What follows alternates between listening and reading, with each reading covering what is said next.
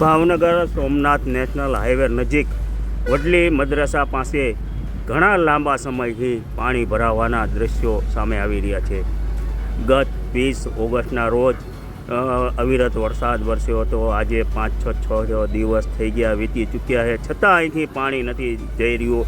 કાંઈક ને કાંઈક આ વડલી મદ્રસાની અંદર બચ્ચાઓ જે ભણી રહ્યા છે, અભ્યાસ કરી રહ્યા છે, તેને આ ગંદા પાણીની અંદરથી પસાર થવાનો વારો આવી ચૂક્યો છે। તંત્રને શું આ દેખાતું નથી? નેશનલ ઓથોરિટીવાળા આ કામ ક્યારે કરવામાં આવશે? અને તેને લઈને અત્યારે જો મચ્છરજન્ય રોગો થાય તો તેવી શક્યતા પણ ઊભી થવામાં આવી છે। ત્યારે આ બચ્ચાઓને, આ વિદ્યાર્થીઓને આ મચ્છર કરડવાથી, મચ્છરજન્ય રોગોથી, તાવ, ઉધરસ જેવા શરદીનામાં ભરાઈ જશે તો તેનો જવાબદાર કોણ? તે પણ એક ચર્ચાનો વિષય બની ચૂક્યો છે। ત્યારે શું આ બેહરા કાને આ તંત્રને ક્યારે આ નિકાલ કરવામાં આવશે તેવું લોકોમાં એક ચર્ચાનો વિષય બની ચૂક્યો છે।